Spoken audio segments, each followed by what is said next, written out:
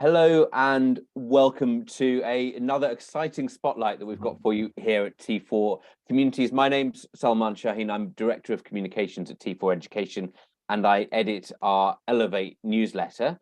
I'm really excited that we've got Jocelyn Dimaala here today with us, and she's going to share all of her many experiences and her great expertise and all her knowledge about building digital schools. She's going to take a deep dive into this session on the importance of digital literacy in schools. And I think it's a really crucial topic that we discuss, and I hope will prove fascinating for everyone here. Just a little bit of housekeeping before I hand over to Jocelyn. So as you'll have noticed, we are recording this session. That's so that everyone else in the T4 Communities app can view this session on demand. So I hope everyone is happy to be recorded. And if you don't want your face shown in recording, of course, you can keep your camera off.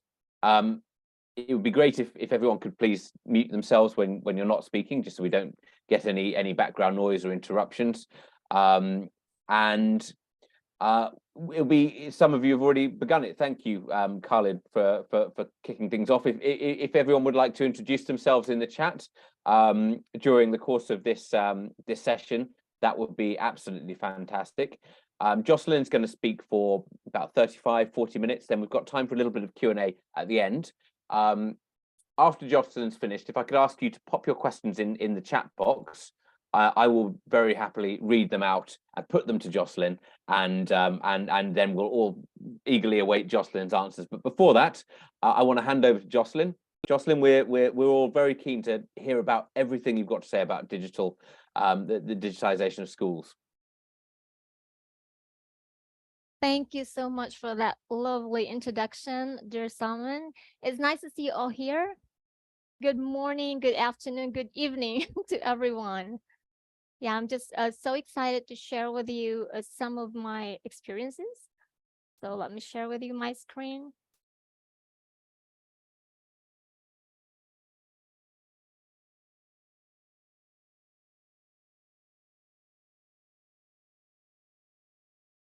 Okay, today's session is about building digital schools, the importance of digital literacy in schools.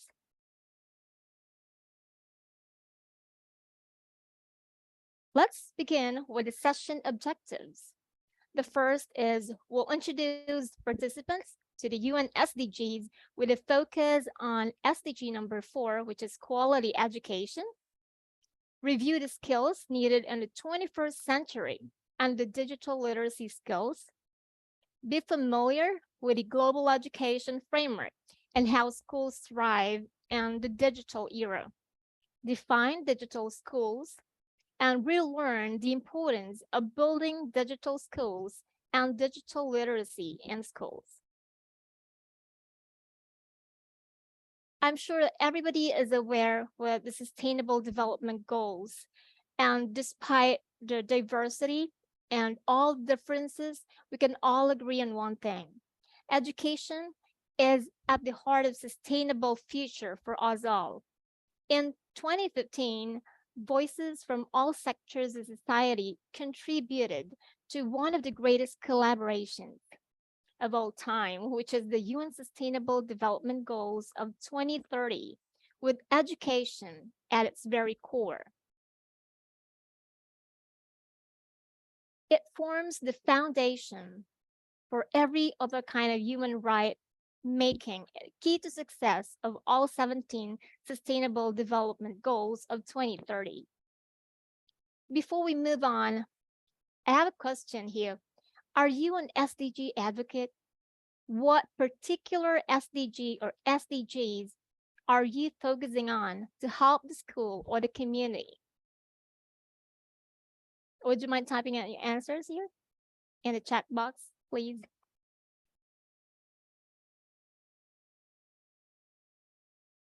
Okay, thank you. I got an answer here, SDG 4. Definitely. Okay, that's nice.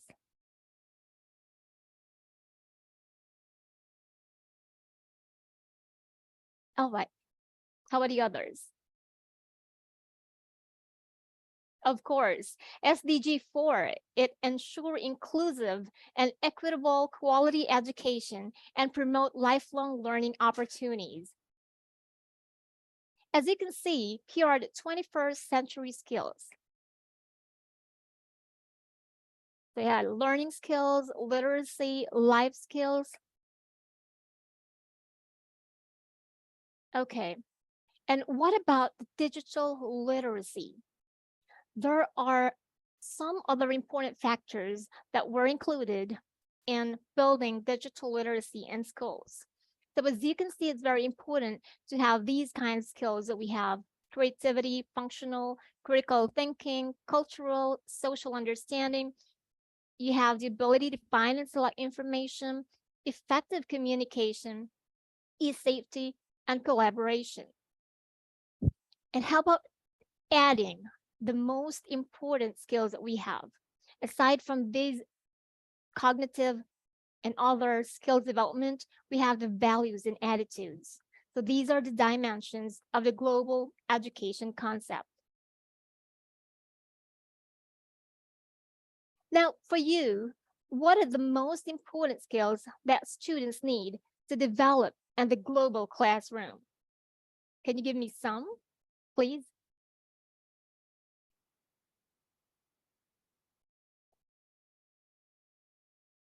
Okay, I can see it here. Teaching attitude is the most important for me. Okay, thank you. How about the others?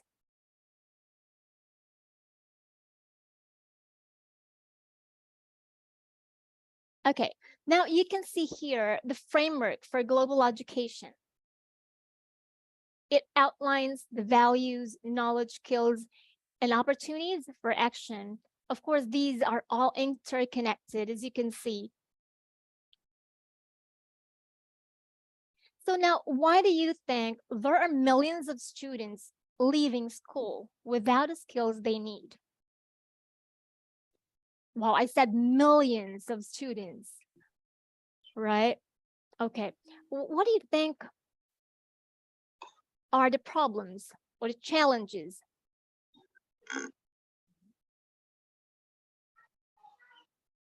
Okay, by the way, I got some other answers here. Okay, yeah, those are very important skills. Research and critical thinking, of course, collaboration, communication is very good. Right, social emotional skills for sure. Right, I love it. Okay, how about the challenges? You said it's poverty, lack of training and practice. Oh, that's right.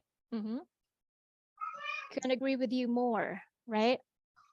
Okay, we are aware of this fast-changing world. We know how it works. In education sector, of course, there are challenges in globalization, quality, e-learning, standardization, rapid changes and growth in all sectors, of course, and several other factors. And in this world, we have that VUCA world.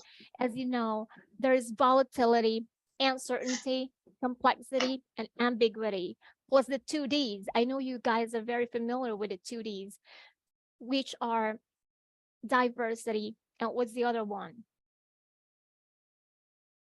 Is it disruption? Right, disruption and diversity, right? So again, there are a lot of different challenges in education, a lot of different crises. There's the sudden shocks, threats, the values and objectives, and a lot more. So how can we move on?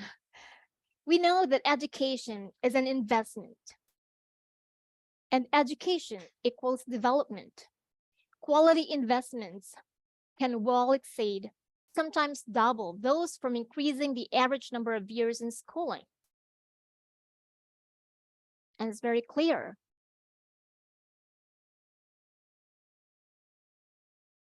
Okay, now why are we here? Why do we need to know anything about digital schools? Why is it important? Digital schools utilizes digital equipment and support. They have classrooms that are totally immersed in modern technologies, which can be used in a wide variety of approaches the teaching and learning experiences. How about for the students? Of course, they can have access to all these devices in the classroom, okay, through different media. And the curriculum will be delivered to the students via interactive platform.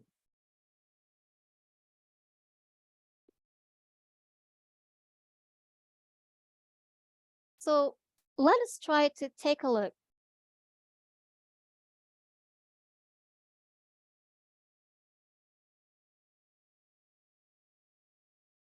I'm sorry, Jocelyn, you muted yourself. Oh, is it just now? Yeah, just now.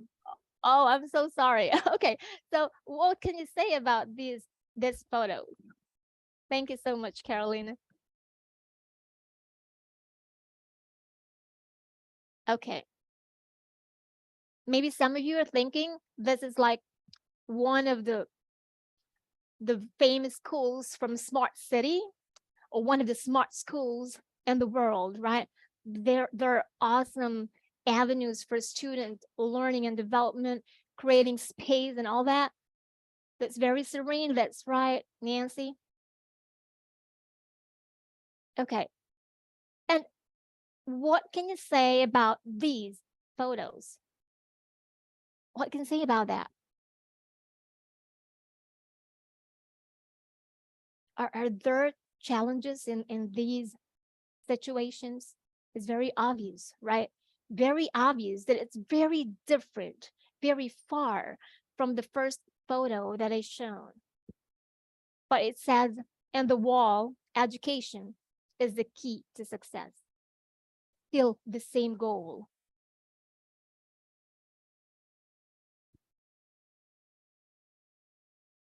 Okay, what about this one? This is a situation, one of the situations we have from the Philippines. Philippines is, you know, one of the many countries that really faces a lot of different challenges when it comes to digitization, when it comes to modern technologies. So look at these students. They are from an elementary school, and their houses are very far from the school. You know, they are from the mountains, actually. There is one project of the government. This is in collaboration with Smart Society. I believe it's School in a Bag. Well, what is School in a Bag? School in a Bag is a portable digital classroom designed to facilitate learning and basic education in remote areas without electricity. See how it works? It utilizes mobile technology coupled with an innovative 21st century teaching pedagogy and plus K-12 content to enable learning. Even in remote areas like these, mountains and some other areas, that are far from the modern world or modern society or smart villages, it is not impossible for us to give good quality education and good quality digital education.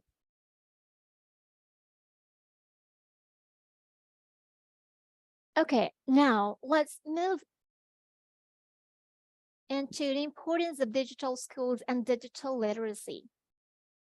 So why do we need, or why do we encourage our teachers, learners, and the entire school community to go digital? What do you think is the reason, or why do you think are the main reasons? That is exactly right, because we need to be agile. We need to be adaptable to changes. And flexibility is also a necessity. So these are just few of the importance. You can see here on the screen, it helped the students to learn fast. Exciting process of learning in a limited scope of learning new things. So we can see here that the impact of digitalization everywhere in their lives, from smart television to online payment of electricity bills and so on. So this is the reason why we always remember the scenes in the movies when we watch them, or even from a long time ago. So now they can learn and rectify their own mistakes, okay, in this kind of environment, and compare their levels to the others. And what very important thing is that when you try to compare conventional classroom situation with a digital classroom environment, you will find that the latter is really a lot more exciting and fun filled for the students, not only for the students, but also for the teachers and the entire school community.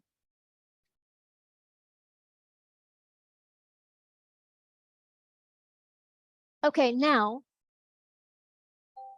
let's try to build digital schools. We have 7 tips for success. The first one is awareness. Why is it critical? It's very important that we create awareness or build awareness with the entire school community. So what are some examples that we can do to create digital schools? We can create a welcome package or welcome packet, we call it, through uploaded videos and creative presentation. Okay. We can use AI or artificial intelligence. What about metaverse? We can use robotics. Now, next is empowerment. Why is empowerment very important as well? So we have to develop competence and confidence in digital technologies, not just with our educators and also students, but we also need to be competitive, empower one another, empower the parents as well. Okay. So as you can see here, there are just some examples, like we can explore Internet of Things. We can have 3D printing in digital world as well. So these are just some of the examples. Third is policy. You know how important policies are. Now we have to create guidelines for digital communication. We have to let them know the cybersecurity, data protection, and all that. Okay. The fourth one is improve wireless capabilities and connections. Okay, now it is also one factor because in a digital classroom, for you to be able to see success, it actually rests on its need for wireless capabilities and connections. So these allow students to work from home sometimes, school or community as well. With a strong wireless connection, we know that, like for example, a class will take place in a school or in a garden, or like cooking, and you can live stream that. So there is much more connection and collaboration, which is very important factor as well. Okay, the number 5 is share learning with creativity tools. There are a lot of different learning platforms that you can actually adapt and connect with other creativity tools, such as streaming platforms. We can use wearable technologies, virtual reality hardwares and applications, e-readers, smart boards, podcasting or video casting tools. We have the video games and so on. There are a lot. Okay, next is design flexible classroom environment. So why is it important? The digital classroom is not always a teacher-led classroom, as you know. It's inquiry-based learning, mostly project-based learning, and these are important in today's classroom environments, helping students invest or investigate in their own avenues of interest. Number 7, collaboration technologies help students connect. A digital classroom can also be extremely collaborative, as we know. It can incorporate small or large group of students meeting intensively or on ongoing basis. And there are a lot of key factors in collaboration as well. Another one is, of course, with our SDG number 17, which is strengthen the means of implementation and revitalize the global partnership for sustainable development.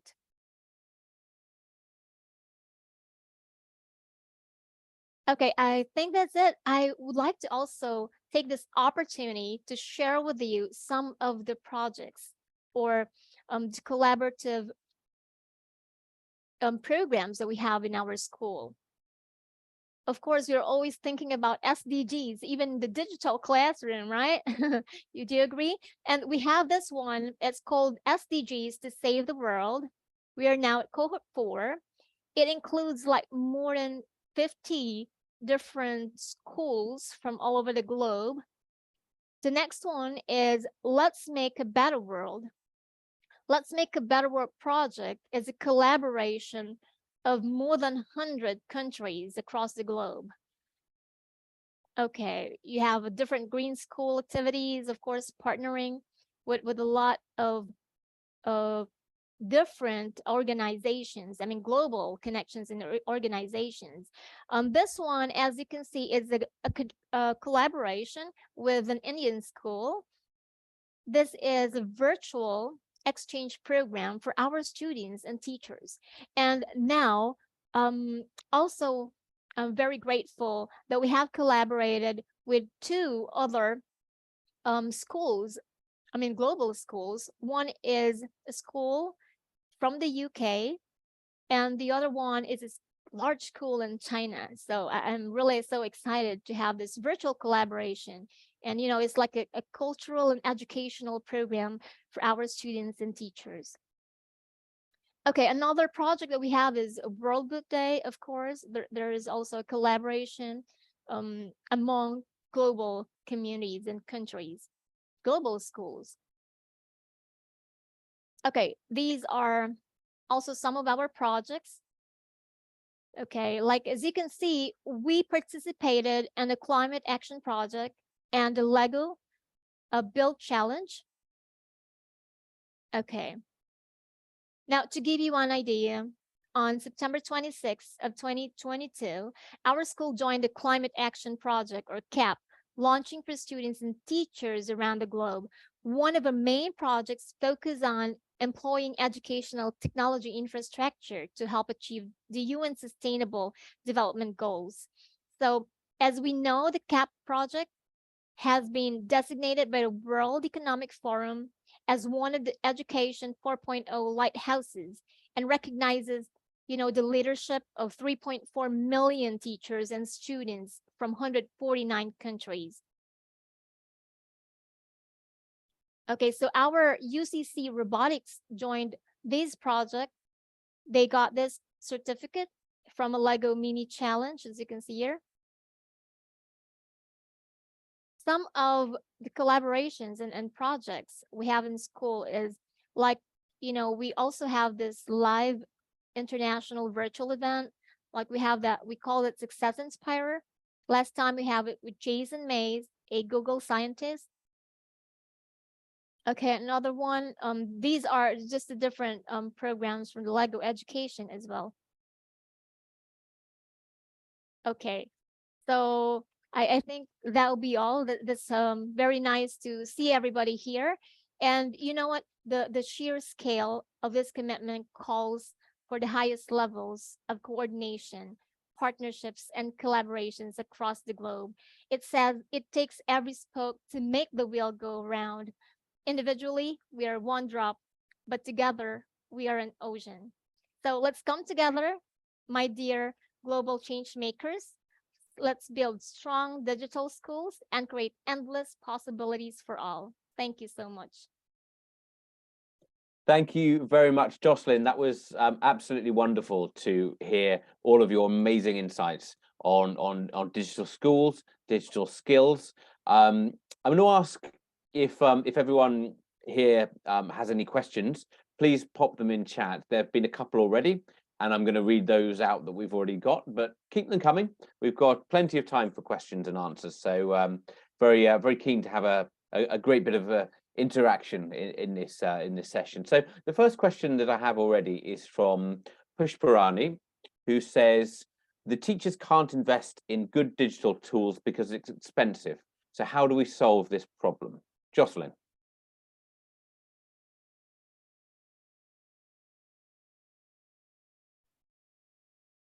Oh, yes. Thank you so much for that question. I know, and we know, everybody knows, especially in schools like from our country, for example, the Philippines. We know that a digital technology infrastructure is very expensive and it's not really easy to have for a school, especially if it's not too large. I mean, it's small schools like ours. So what is the important factor here for me is collaboration, partnership for the goals. You have the school vision, the mission, and if you use that with a partnership, you know, from across the globe, you have a lot of different friends here. Network, and network is the key. You know, it's not impossible this time to have these technologies, even if you're just starting with your own school. So I think that's one very important factor for me.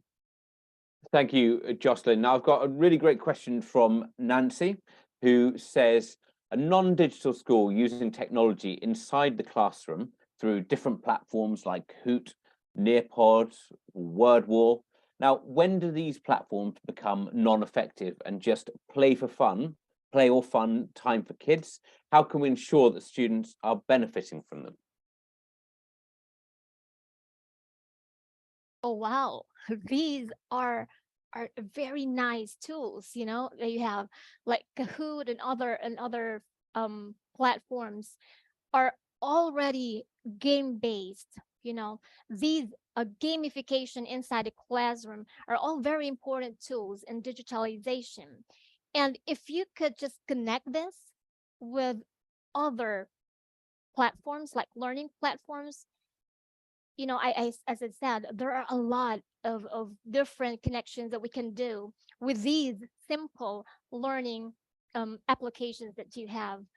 For example, we know that right now it's like a regular basis for everybody to have games inside the classroom, and we call it gamification. But when we say game-based learning, we are incorporating these games because we are targeting a goal. So it's kind of deeper thing.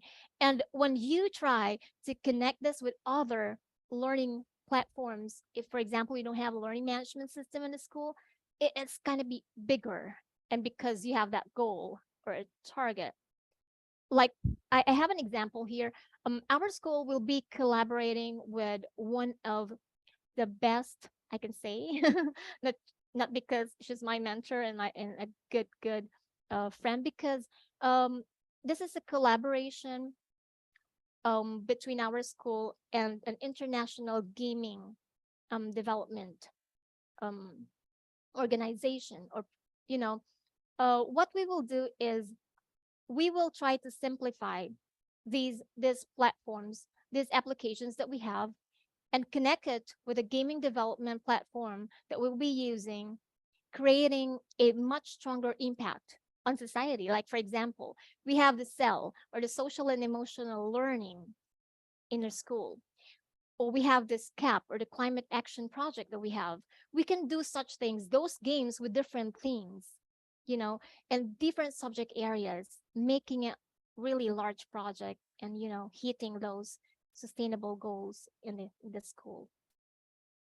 Thanks, Jocelyn. I think really you can see the importance of gamification across a lot of areas. And you mentioned earlier in your presentation the importance of building 21st century skills among students for the jobs that they're going to face in the world of tomorrow. Now, how important do you think gamification is in teaching 21st century skills? Do you think it can be an effective means of doing so? And what mechanisms do you think it can help to achieve that?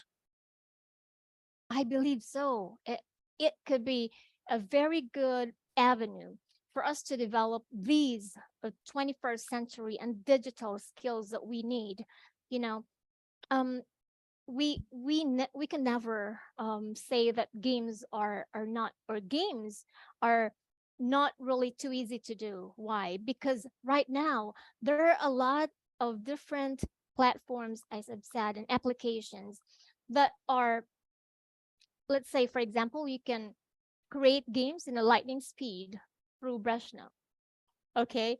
And like other applications, we can create our own games. We can connect that with our own mission and vision, and connect that with a larger mission and vision. Like, for example, your own personal mission, your vision, your school's mission and vision, and the community at large. So it's very important.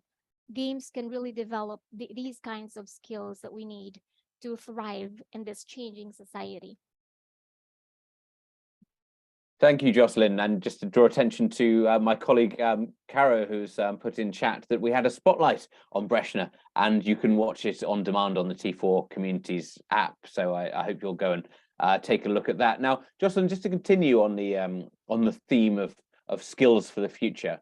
Now, I think it's fair to say that the job market is changing incredibly quickly, and studies have shown that by 2030, 50% of the 50% of the jobs we take for granted could well have disappeared. Of course, new jobs will take their place, and new skills will come into the fore for that. But how do schools stay on top of these future trends, and how do they give students the skills that they're going to need for tomorrow's jobs?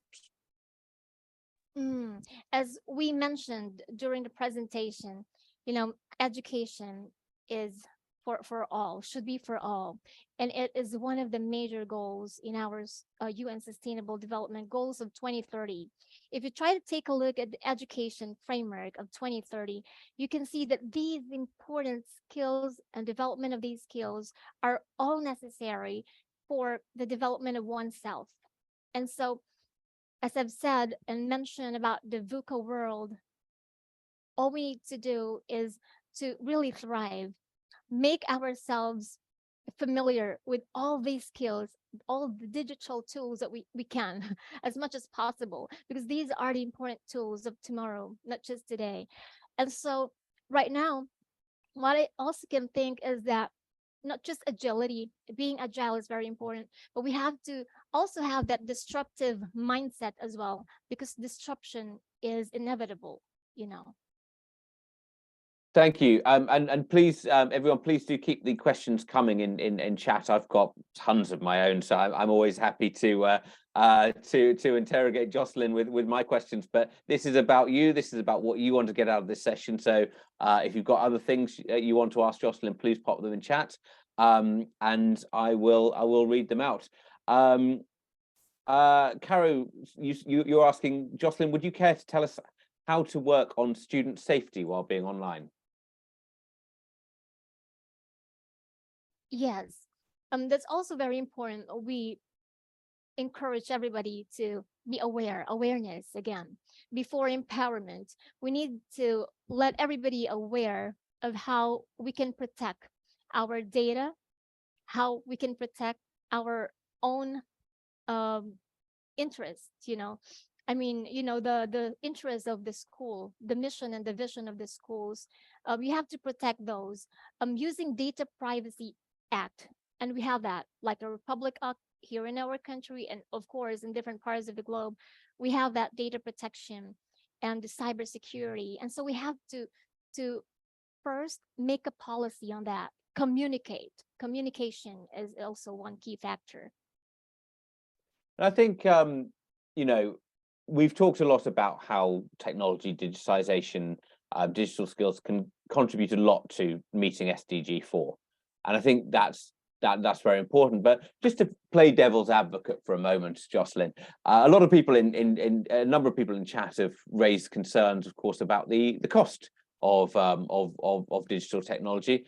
Now, is there a danger that the trend towards the increasing digitization of schools, certainly in in wealthier economies and wealthier parts of the world, and of course within many countries there's a huge rural and urban divide when it comes to the digitization of schools. Now, is there a danger that we could be seeing a world of digital haves and have-nots, and actually see technology increasing the learning gap rather than shrinking it? Yes, definitely. There is always a danger, in every evolvement of this digitalization, I mean, digital tools in education, even not in education sector, there is always danger, or there are always dangers. And what is important is that we know the limitation. We know that these are the gaps, and these are the gaps that need solution.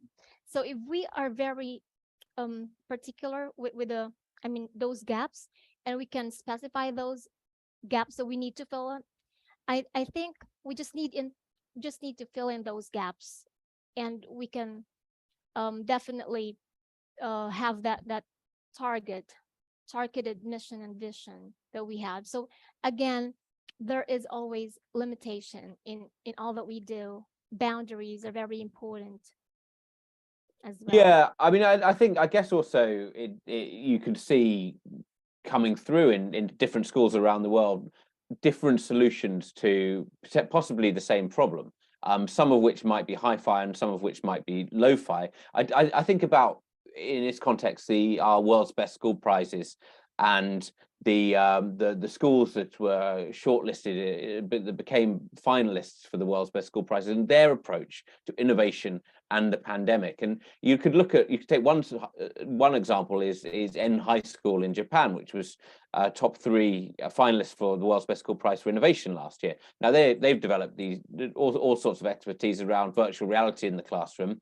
And this was particularly salient during the pandemic, which allowed kids to continue learning when classrooms are closed, but also even within the school setting, they can use it to have kids conduct dangerous experiments that can't be done in a real science lab, or transported across the world to other far-flung places where they can see historical sites they'd never be able to get on a plane as part of their course to do that. But then you compare that with Escuela Mia Lascar in Chile, that won the world's best school prize for innovation. Now, they didn't have access to any kind of technology like that when kids were shut out of the classroom during the pandemic, and they ended up producing their own. They used their innovation to come up with their own TV channel, and TV, obviously, in many countries is a much more important means of closing those education gaps. And they used it to build all sorts of, not only keep kids learning during the pandemic remotely, but when they came back, to continue building their skills in terms of teamwork and collaboration and creativity and all those, because the kids are actually producing this TV channel, which is fascinating. Now, are there any sort of lo-fi, I think I'd say, Jocelyn, examples of schools that you've seen where they're not necessarily using the height of technology, but they're using everyday technology really, really well to close learning gaps? Of course, definitely. As we say, each and every school have, different learning, like learning goals, and that we need to achieve. So it depends on your learning objectives and how you will be able to access all the resources that you have. You just have to really maximize all these things, all the resources inside or maybe outside your school. And just like what you're saying, I couldn't agree with you more. Yes, it's not always the high technology schools who can produce greater impact in society. It's merely more of like collaboration and what you think will be the impact that you can give. So yeah, I believe that these goals, especially when it's connected to the UN Sustainable Development Goals, are really more important. Thank you, Jocelyn. And I'm going to put out a final call for questions in the chat. If I don't get any more, then I'm going to ask you a final question, and then I think we're almost at time for this session. So my final question, I'm going to ask you to gaze into your crystal ball and look ahead to the schools of 2050, what do you think they're going to be looking like when all of your lessons have been applied? What will they be doing, and what will they be achieving through the application of digitization? 2050. Oh, it's really quite a good goal.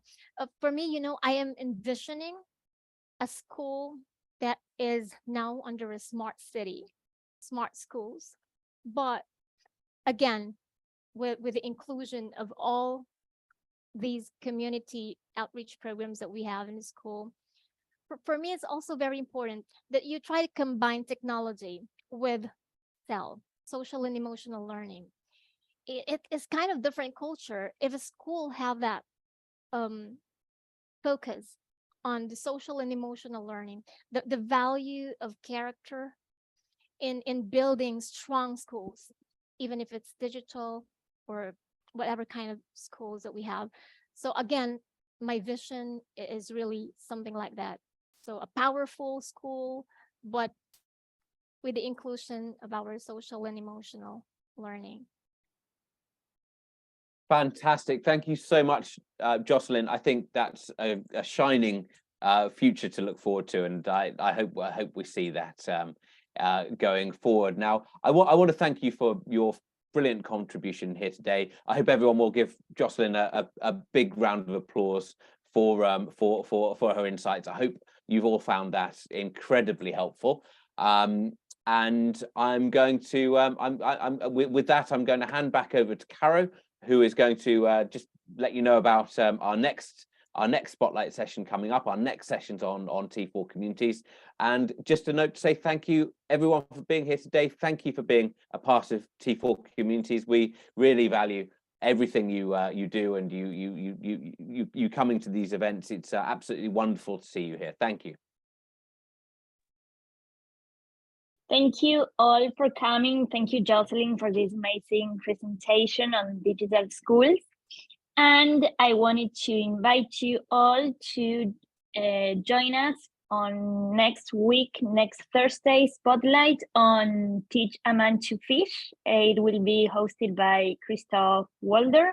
So everyone's welcome to join and see how entrepreneurship develops life skills for children. So you're welcome to join us, and thank you, Salman, for being our moderator today, and thank you again, Jocelyn. See you on the app.